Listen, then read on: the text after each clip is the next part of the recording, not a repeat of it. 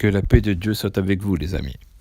Donc j'ai fait cette petite vidéo, cette petite audio rapide pour vous parler en fait d'un débat qui a eu lieu sur Internet, qui a été posté sur le site de deux frères en fait.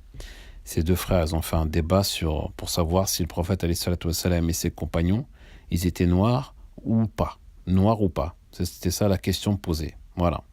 Donc le premier contradicteur, c'était Soudaine Massina, qui est un frère qui a fait un lourd travail d'investigation, de recherche, etc., de traduction, etc., de classement, etc. Vraiment, c'est un travail incroyable qu'il a fait, c'est du lourd. Donc je lui tire mon chapeau pour le travail qu'il a effectué, n'est-ce pas? Parce qu'il faut reconnaître aussi ceux qui travaillent. Et le deuxième frère, le contradicteur, c'était Seyed Wahel Amili. Donc lui, c'est un chiite, il faut le dire aussi, quelque part. Et lui aussi, il a fait un lourd travail de recherche, d'investigation, de classement, etc. et tout. Et donc c'était lui qui était face au frère Soudaine Massina, qui avait lancé un défi au monde musulman pour savoir si quelqu'un était prêt à faire un débat avec lui, face à lui, contre lui, afin de déterminer et de savoir si le prophète alayhi salatu wassalam et ses compagnons, s'ils étaient de couleur noire ou pas. Voilà. Donc le frère Seyed Wahel Amili, il a accepté le débat, de faire le débat face à Soudaine Massina. Et là, donc, on va dire, c'est les écritures qui ont parlé. Les textes ont parlé, les livres ont parlé, ils ont été ouverts, etc. C'était un débat qui a duré quasiment 2 heures, il me semble. Donc, de toute façon, j'enverrai la vidéo avec. Et dans ce débat, Soudaine Massina, qui avait lancé un défi au monde musulman de venir le défier sur le sujet de savoir si le prophète alayhi salatu wassalam et ses compagnons étaient noirs ou blancs, et ben dans cette vidéo, on voit Soudaine Massina. Vraiment, on peut dire qu'il a bien fait ses recherches, il a bien travaillé, etc. et tout, et qui maîtrise aussi la langue aussi, qui maîtrise la langue arabe. Et ben lui, il martèle, il dit que le prophète sallam était noir et que les compagnons aussi. Maintenant, son contradicteur, Seyed Wahel Amili, lui dit que non, que le prophète sallam n'était pas noir, que Abu Bakr n'était pas noir, que Ali n'était pas noir, mais que les autres compagnons, Omar, il reconnaît que Omar était noir, il reconnaît que, je sais pas moi, Othman était noir, il reconnaît que Bilal était noir, etc. Mais il veut pas, surtout pas reconnaître que le prophète alayhi salatu wassalam était noir. Voilà, c'était ça le seul moment où ils étaient, on va dire, plus ou moins en désaccord. Par contre, il reconnaît que bien les Arabes de l'époque étaient bien sombres. Ça, il le reconnaît. C'est ça qui est fou, en fait. Hein.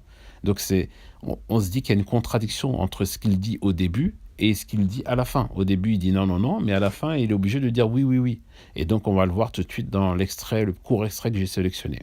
Bismillah, c'est parti. Même dans les scènes arabes et d'autres livres d'encyclopédie de la langue arabe. Il est connu, même dans les scènes arabes et d'autres livres d'encyclopédie de la langue arabe. Il est connu, même dans les scènes arabes et d'autres livres d'encyclopédie de la langue arabe, que la couleur dominante chez les Arabes anciens et arabisés, voilà, la couleur dominante est le asma ou l'oudma.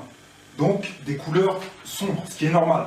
Dans les scènes arabes même, il y a une parole qui va dans ce sens. Donc, il y a l'avis d'un spécialiste de la langue que Ibn Mandour cite concernant le fait que pour les Arabes, les teintes sont différentes, ils utilisent le rouge, etc. Pour les non-arabes, donc majoritairement les peuples de Perse et les peuples de Rome, de la Rome antique, etc. Rome, les Byzantins. Et qu'ils utilisent les couleurs sombres, etc., etc. pour les noirs. Donc, et qu'ils utilisent les couleurs sombres, etc., etc. pour les noirs. Donc il est connu, même dans les scènes arabes et d'autres livres d'encyclopédie de la langue arabe, que la couleur dominante chez les Arabes, donc chez les Arabes anciens et arabisés, voilà, la couleur dominante est le asma ou l'oudma. Donc des couleurs sombres, ce qui est normal. Et qu'ils utilisent les couleurs sombres, etc., etc. pour les noirs. Donc asma veut dire sombre. Et qu'ils utilisent les couleurs sombres, etc., etc. pour les noirs. Donc la couleur dominante est le asma ou l'oudma. Donc des couleurs sombres, ce qui est normal. Et qu'ils utilisent les couleurs sombres, etc., etc. pour les noirs. Donc asma veut dire sombre. Dieu dit, la vérité est venue, et le mensonge a disparu, car le mensonge est destiné à disparaître. Assalamu alaikum wa rahmatullahi wa barakatuh. Voilà le court extrait de ce long débat que j'ai choisi, sélectionné à la fin. En fait, moi, après avoir visionné ça et après avoir fait mes petites recherches, c'est que je vois où est le problème, en fait, c'est que par rapport aux frères Seyyed Wahel Amili, c'est que son problème à lui, c'est qu'il cite la parole du savant. Il dit tel savant a dit ça. Oui, mais d'accord, mais ça, c'est l'avis du savant. Parce que d'autres savants ne vont pas être d'accord avec ce que ce savant a dit. Et c'est ça qu'on appelle une divergence. Donc, c'est pas une unanimité. Donc, on peut pas se baser sur ça pour dire que c'est comme ça. Vous voyez ce que je veux dire?